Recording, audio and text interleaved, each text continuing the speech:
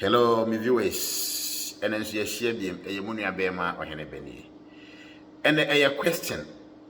we may see a kusa and I'm busy bisa. Sebia na ya dwen maso. Ya dwen ho na ye hu. Na ba ye tirimu da. Na ye bisa ye ho se edie ntine ye won kofu bia da bia no. Omo ya brabom. Ya no mo hwehwe se ye beye mfonso. Na omo atimi aspread efonso na ye no. Enso bia ye niema bebre ye papa. Sa enema pa na ye no de. Se nipa no one spread one send ma will be one share that. Nenso pa kwaye mfonso baako. Ya me bisa se edi enti na ya na nipa bebre eye sa. Adwen ben botaye ben de di akire. Na me bisa se sa de no eye anase enye. Dwen ho mienu miensa. Na wankasa famu aye bra. Minu ya ba. Odi da enipa mfonso. Obi mmereye eye wo den wani age sebi wo hene ba me sori am ye videos a sebi nya do sebi mpreduasa enipa binom ehu ne se nyansa wom a omutia omutimi sua bibi firi mu eso se video no obi behu onhwe mpo obi bu ani chi twewo but opa ma menye ade bi ne mra out hey they will share obi hu the number of people on be share obi po ho an wo ben me pa nso As you need to say what is when about your bibisa. The bibisa say, a day na ye da and yama bonnet, ye need to say, be quaitly, a send your mapa. It is ye shimwa, yamaya, ye free more ye gana. Most of the time, and near ma and yam, ye ton carbon tiendo. And no tin I am casa sebi, a brofu emu Africans. It's not like that. Ye be no na ye muye. We don't respect ourselves. Because se what swa wankasa woniema de kodwa edwaso a enkofo beto sabi ufia sem wanfa nkwa abonten abede na obi ehun oba woni be ma atena so many years mawoma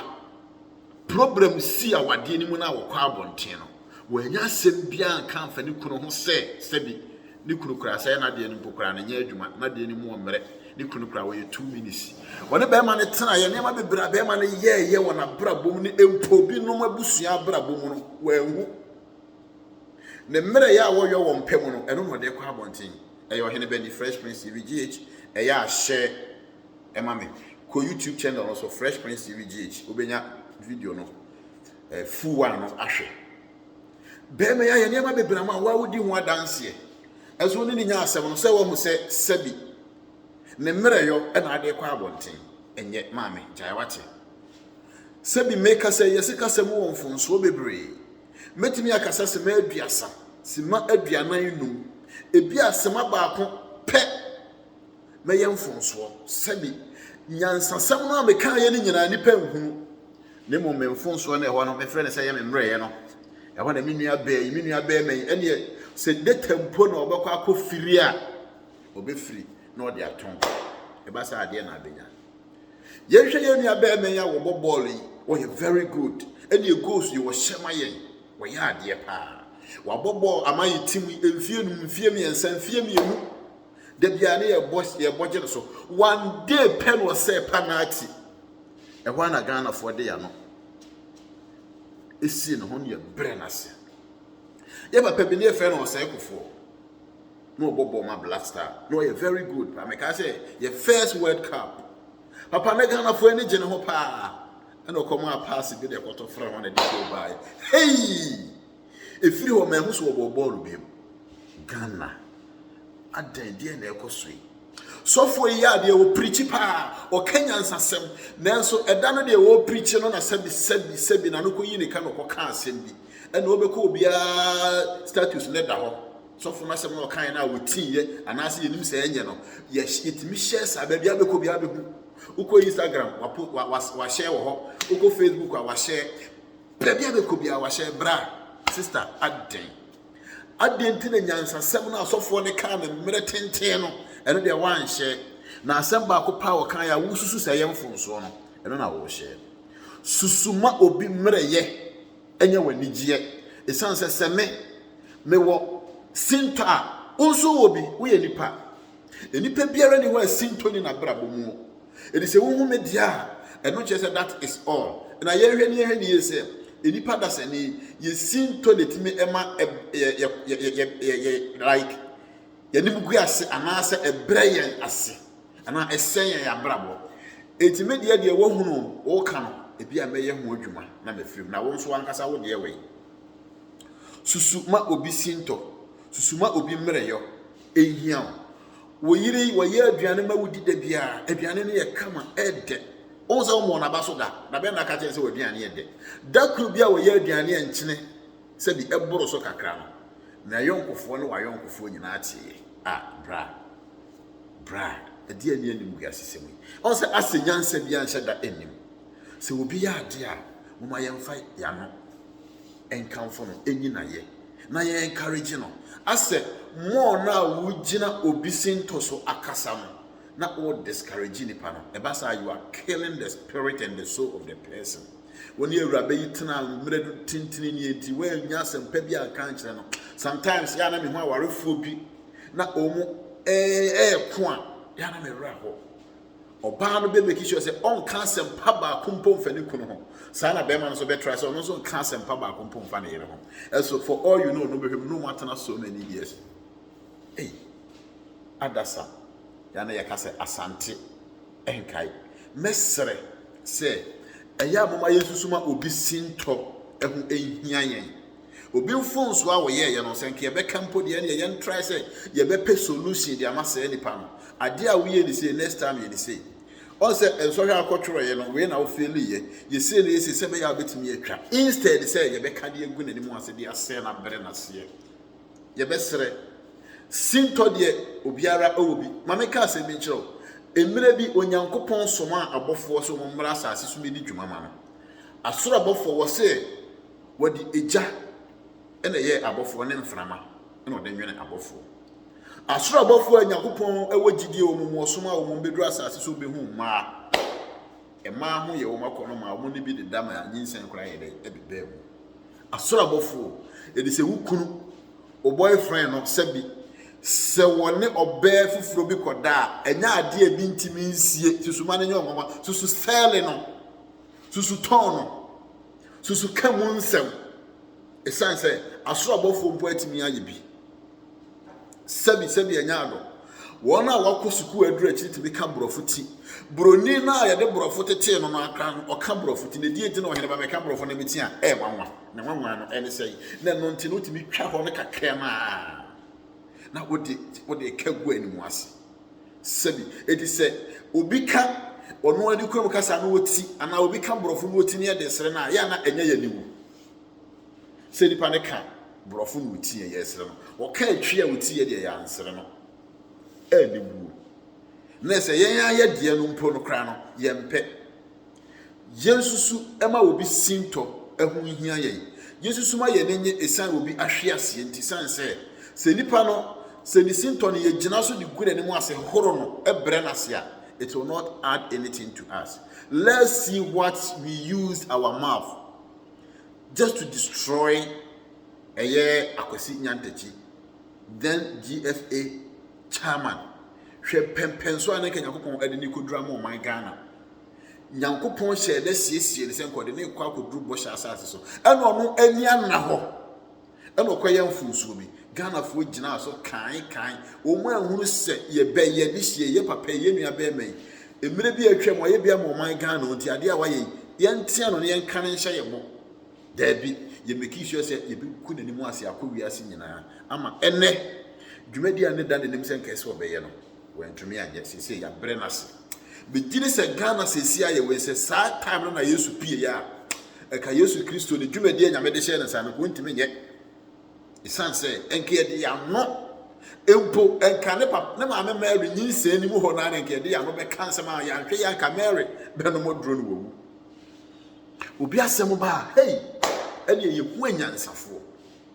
na so se anyansafo mu ka sei obi no obetimi anya solution to the problem obi a try say obeka asem a time asem a ebre nipa honhom ase asem a chese ebe discourage wo just to make sure say Womo attain you, womo a make sure say you are down, you can't do it again. No many aje. E ba sa so a position no, omumu bia no obetimi afa wo. Na atom pan. Wei ena ende ohene ba mpese me ne mo share. Say o my Ghana, ewiase me nyinara. Ghana e Christopher, ye be sere. Obi sinto, obi ahwe ase,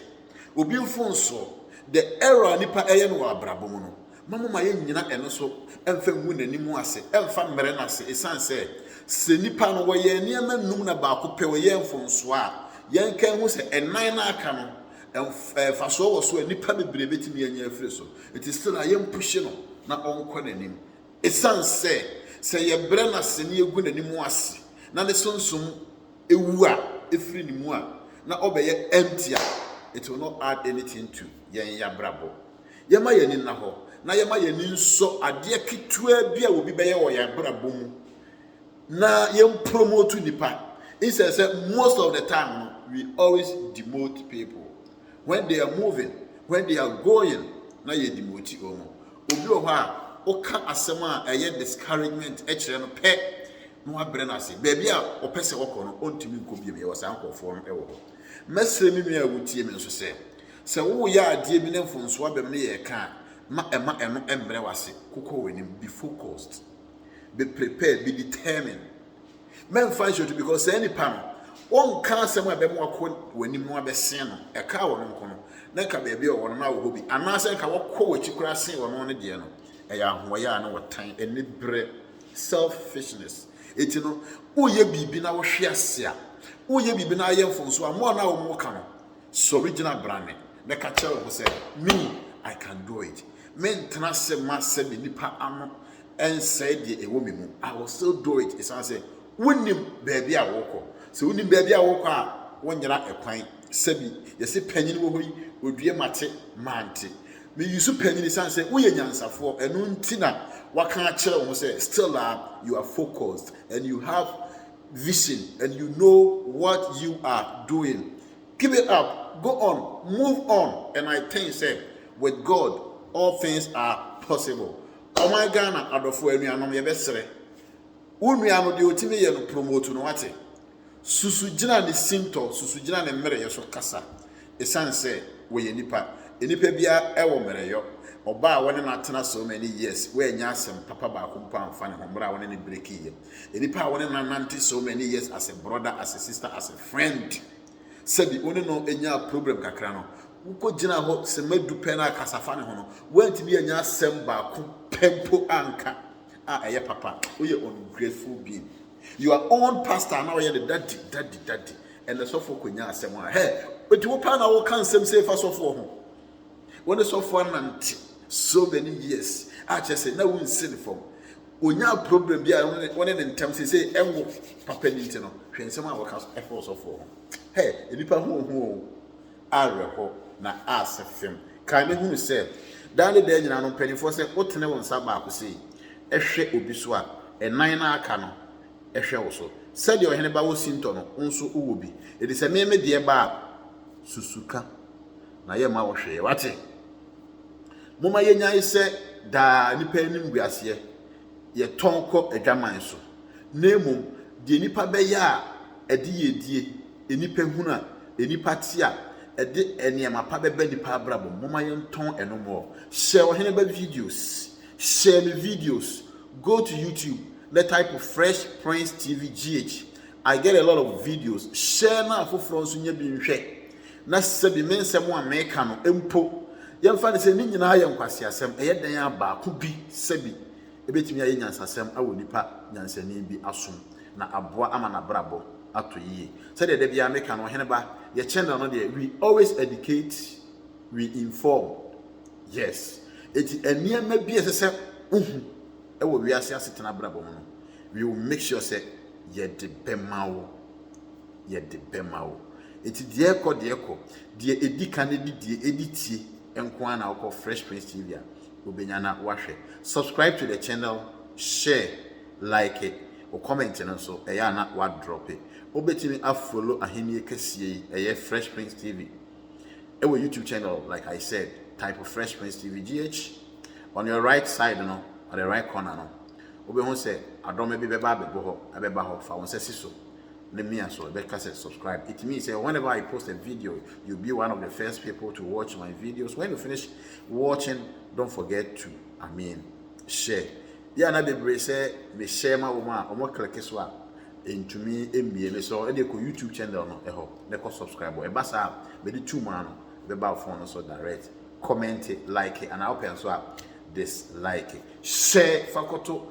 WhatsApp group bi a wo dia na obi nso enya bi ehwe follow Waheneba ewo TikTok Waheneba _35 and I say Instagram also Waheneba 84 and a Facebook Waheneba Boating. I love you, stay blessed. Emma obumfu sebi oye obi a oton nipa emfon so na enemeka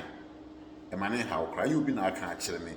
esese wutie na wo sese film esan se wanhwe ya saade no a na wo obi bi enso be yusu against you na asay wa brabo na yentie ni se de ye obi fie ye no etimi say obi fie eti ya na yenhwe obi nso ho emobra obi di konkonsan ye no chese won so di konkonsan wate ai ebi a wo da one day pe kwa di konkonsan na wo koto ana nanom ewo ensie edo nyame nka ho na onye okese ye besan ahia biem na until say ye besan ahia na say de bia na meka na dream adwempa na adwempa no emo ho ban. I love you. Fresh Prince TV. Stay blessed.